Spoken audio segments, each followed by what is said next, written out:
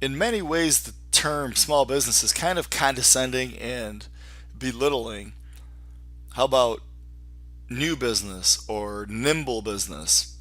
Because all businesses were once an idea, a person, from school, from a person's home.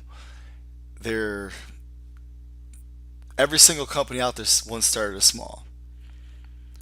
Why do people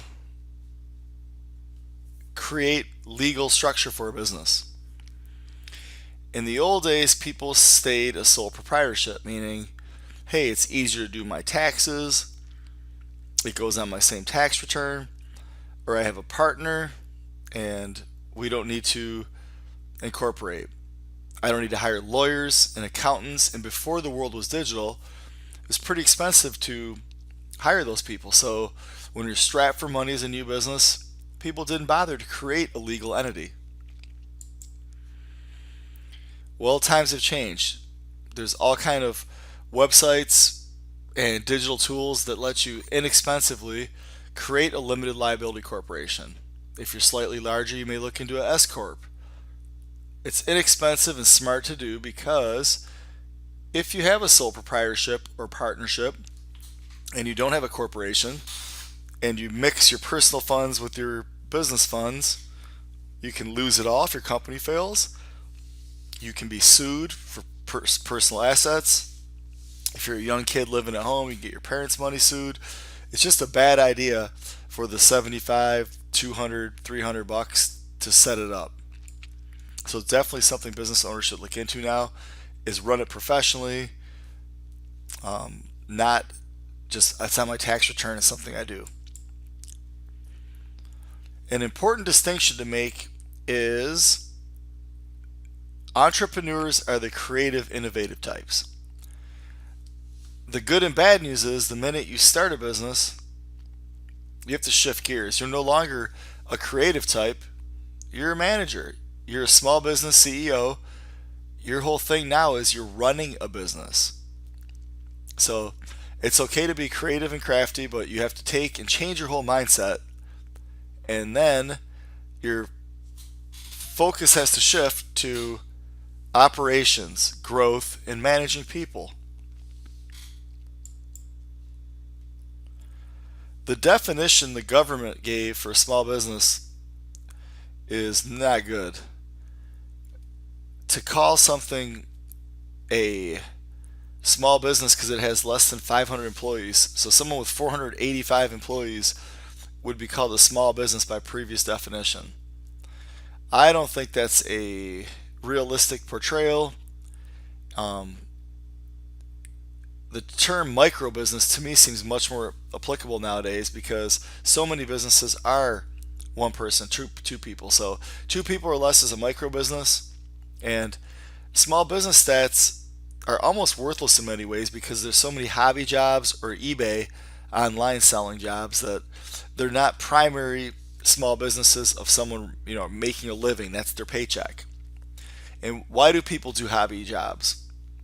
Great tax benefits. You get to write off whatever your hobby is. You get to enjoy learning more about it by attending seminars, buying equipment, and if you lose money, you can write it off. So there's all kind of rules you need to follow from a CPA.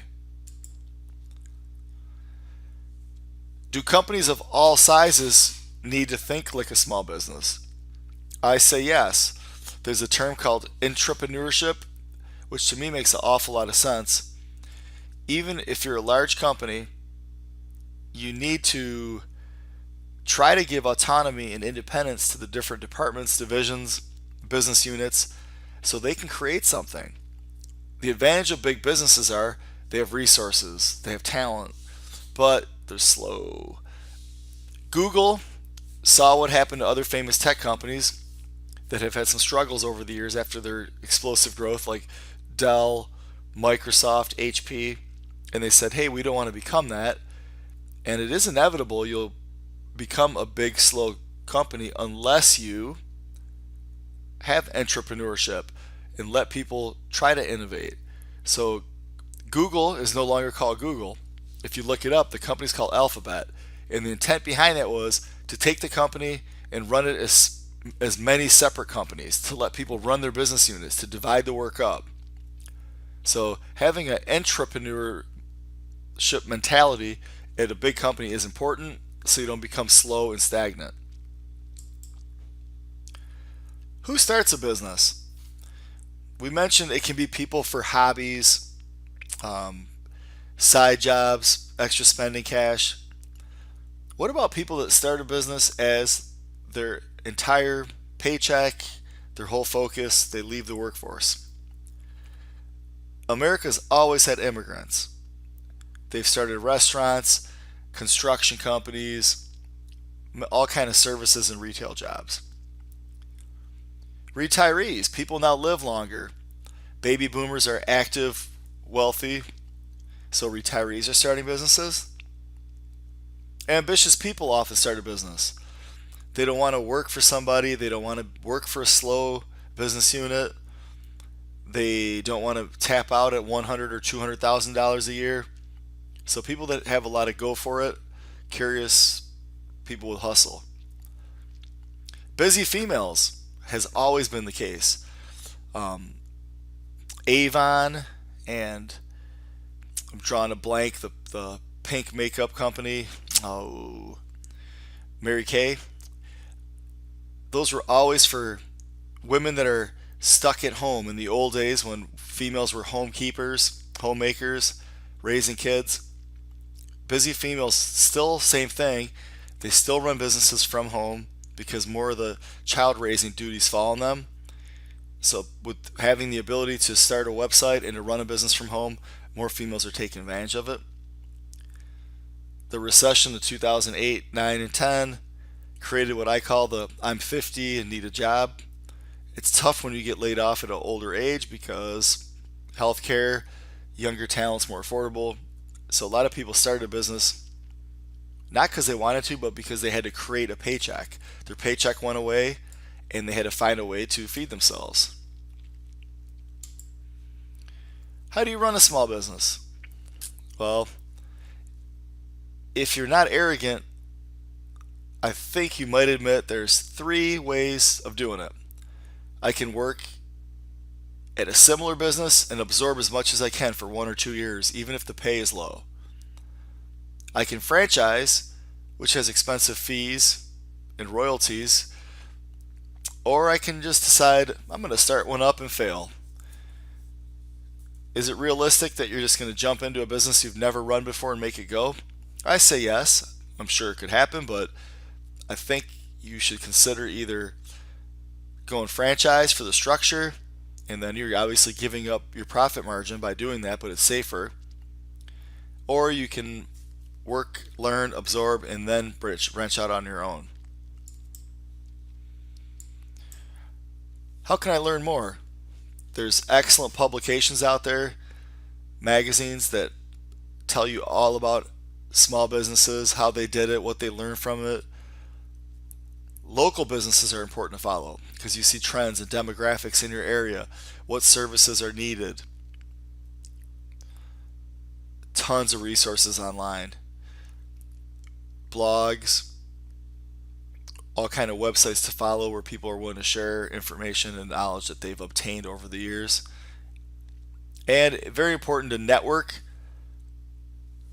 When you start your business, you need to have some structure, a backbone, a support group, and networking is always the way to go in business of any size. You're curious, where do you start? I'm not always the biggest fan of government agencies, but I will say the Small Business Administration is a great tool. Your tax dollars in that area, I think, are used very, very effectively. Tons of resources to benefit you.